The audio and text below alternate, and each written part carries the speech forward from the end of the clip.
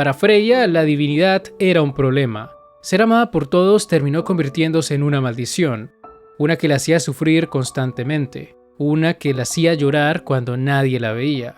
Parecía que su sufrimiento nunca terminaría, pero cuando conoció al protagonista, de a poco empezó a sentir que tal vez ese chico podría convertirse en su héroe, en aquel que la liberaría de las cadenas de la divinidad. La quinta temporada de Danmachi finalmente nos presentaba la trama de Freya, un personaje que había aparecido desde el inicio, moviéndose desde las sombras con el único objetivo de apoderarse del protagonista como si éste fuera una especie de trofeo. Así es como veíamos a Freya hasta antes de esta temporada, como una diosa despiadada que siempre obtenía lo que quería, pero la realidad es que ella no era así. Cuando nos enteramos que ella siempre fue Sir, la percepción que teníamos de ella cambió por completo, porque Sir no era una mala persona, fue alguien que siempre apoyó al protagonista, incluso desde antes de que se volviera famoso. ¿Y qué digo famoso? Sir lo apoyó desde antes de que siquiera lograra matar goblins en la mazmorra, cuando solo era el hazmerreír de los demás, cuando ni siquiera Hestia conocía su potencial. Es como le dijo Freya a Loki en la primera temporada. Simplemente se lo encontró por casualidad. En ese entonces esas afirmaciones parecían mentira, pero ahora que conocemos su secreto sabemos que estaba diciendo la verdad. Supongo que mi pasatiempo es conocer a muchas personas. Eso alegra mi corazón. Esas fueron las palabras que Sir le dijo a Bell luego de engañarlo para que gastara todo su dinero en la taberna de Mamma Mía. Freya no se interesó en Bell porque lo viera como un trofeo. Ella se interesó en el protagonista porque le agradó pasar tiempo con alguien que no la veía como una diosa. Podía ser sí misma cuando estaba con Bell. Podía molestarlo o darle consejos, cosas que nunca había podido hacer con otros hombres debido al respeto y amor que le tenían como diosa. Freya guardaba demasiados lamentos en su corazón y pasar tiempo con el protagonista le hizo desear con mayor fuerza que alguien la salvara. Quería comprobar si lo que sentía por él podía liberarla de sus ataduras, o si por el contrario solo estaba encaprichada con ese chico porque era el único que no le hacía caso. En ese sentido, esa temporada fue muy buena.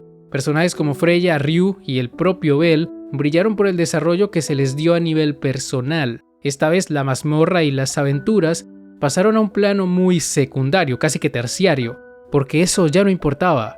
Lo que importaba era descubrir qué es lo que quería cada personaje y cómo sus deseos afectaban a las personas a su alrededor. El día de hoy vamos a hablar de la última temporada de Danmachi, y antes de pasar con el desarrollo de los personajes, que es la parte más interesante, primero voy a explicarles cómo funciona la relación entre Freya, Sir y Horn, porque eso dio demasiadas confusiones en esta temporada. Así que bueno, comencemos con eso. Para entender el juego de roles entre estas mujeres, lo más sencillo es irnos al pasado de Horn. Todo inició cuando Freya rescató a una niña de la calle. En ese entonces la niña se llamaba Sir y tenía el deseo de ser igual a Freya. Quería dejar de ser una chica normal y ser tan hermosamente cálida como la diosa que tenía enfrente. Dada su amabilidad, Freya decidió cumplir el deseo, y a partir de ese momento establecería un contrato con Sir. A cambio de tomar su nombre, le permitiría a la chica ocupar su lugar como diosa del amor cuando ella no quisiera hacerlo. Y dado que ya no se iba a llamar Sir, Freya le otorgó el nombre de Horn. Debido a este contrato, Horn adquirió la habilidad para transformarse en Freya, y durante gran parte de la historia fue ella quien tomó su lugar, mientras la diosa vivía una vida mundana bajo la identidad de Sir. Así es, Freya siempre fue Sir, y antes de que alguien lo pregunte, la apariencia que tenía en esta versión no se la quitó a nadie, solo era ella misma sin maquillaje.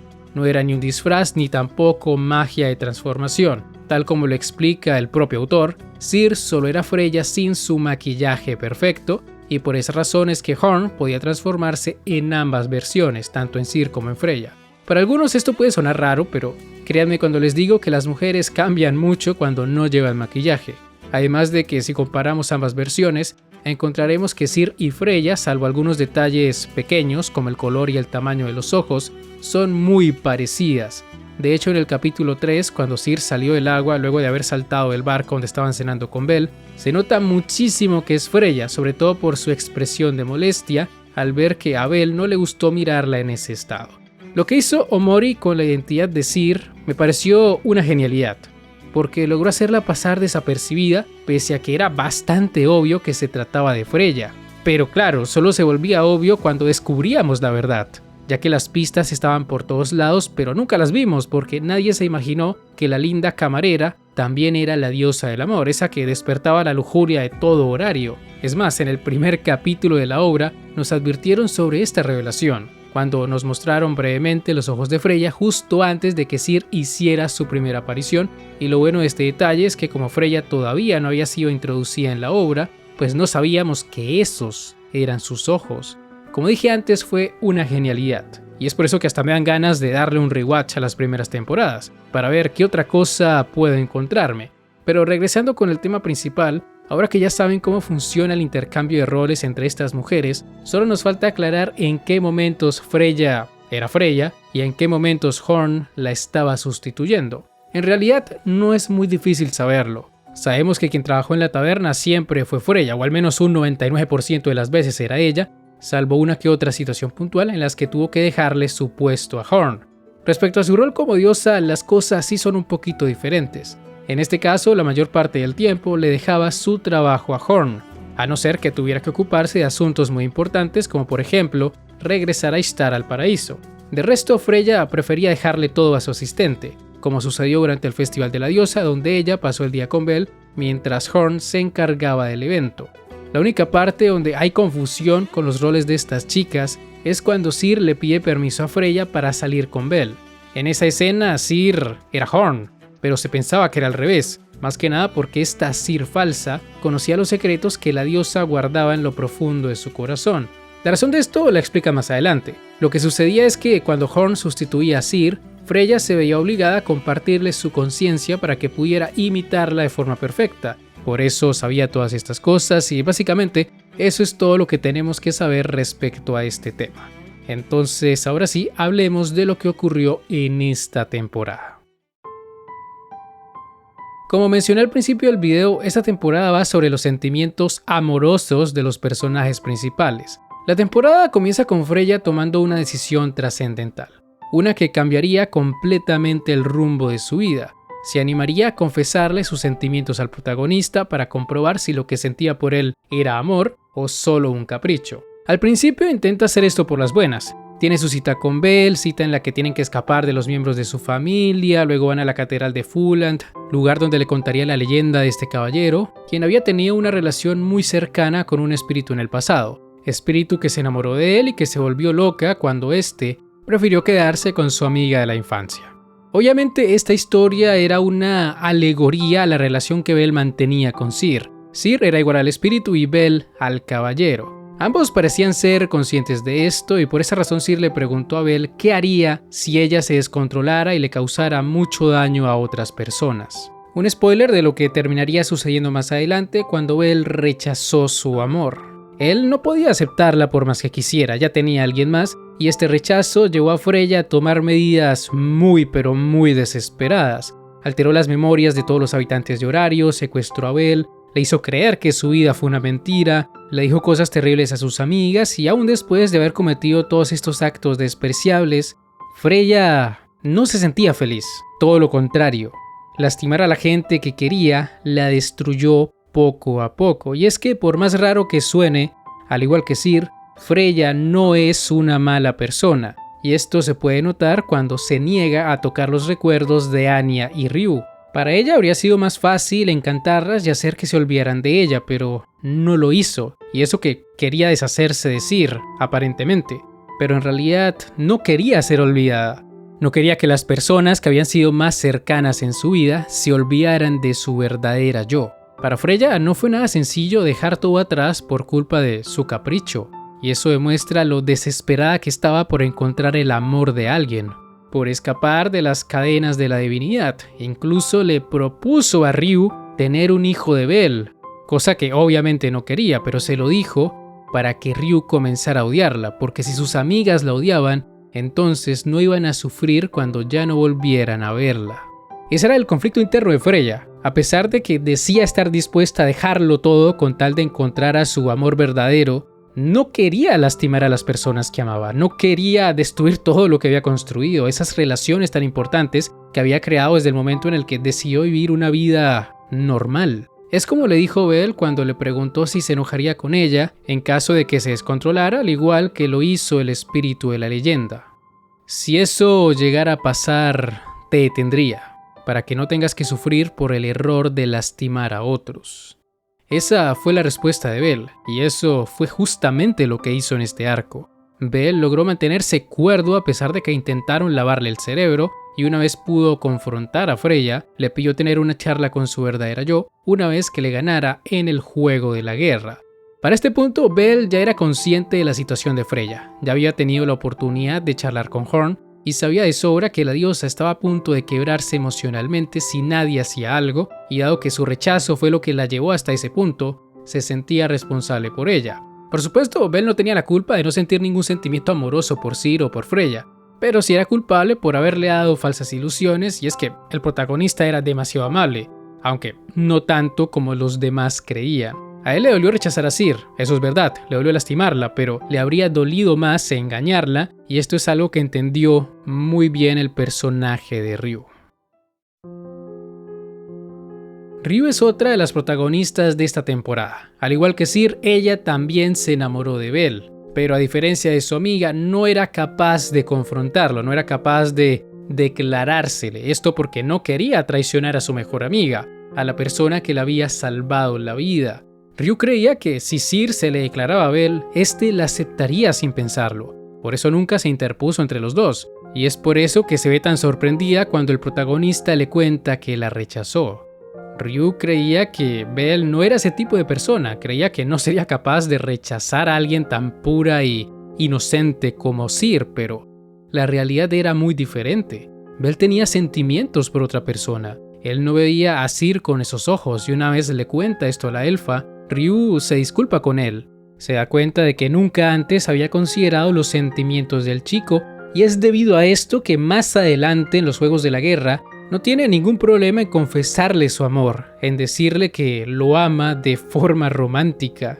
Para Ryu esta confesión fue liberadora, fue como quitarse un peso de encima. Tal vez era el mismo peso que tenía su amiga, que tenía Ciri, pero a diferencia de ella, la elfa no se iba a tomar de mala manera un rechazo, en parte porque ella ya sabía que Belle tenía otra persona, y cambiar ese amor no iba a ser nada fácil. No podía esperar que Belle aceptara de buenas a primeras, pero para ella era importante expresar lo que llevaba guardando desde hacía mucho tiempo. Y dado que Belle no le dio ninguna respuesta, se podría decir que aún hay esperanza para ella, aunque ¿a quién quiero engañar? Todos sabemos que el albino se va a quedar con Ice. Si hablamos sobre las edades, ese sería el resultado correcto, ya que Ice solo le lleva 2 años, mientras que Ryu Mikabasha le lleva 7, y no quiero pensar cuántos le lleva Freya o Estia. De todas maneras, aunque Ice sea la favorita del prota, quien le ayudó a ganar el juego de la guerra fue la elfa. Su aparición cambió las tornas de la batalla y me gustó que haya arreglado las cosas con Astria. Ryu había vivido durante mucho tiempo como una especie de exiliada, y cuando llegó al campo de batalla lo hizo con una nueva habilidad, Astria Record. La justicia se transmite. Ese era su nuevo lema, y se podría decir que finalmente había encontrado la respuesta a su pregunta sobre la justicia. Es como le había dicho Alice, no existe una justicia verdadera. Cada quien tiene su propia idea de la misma, y Astria Record representaba muy bien eso, ya que le permitía acceder a las habilidades de sus antiguas compañeras. En resumen, Ryu lo hizo de nuevo.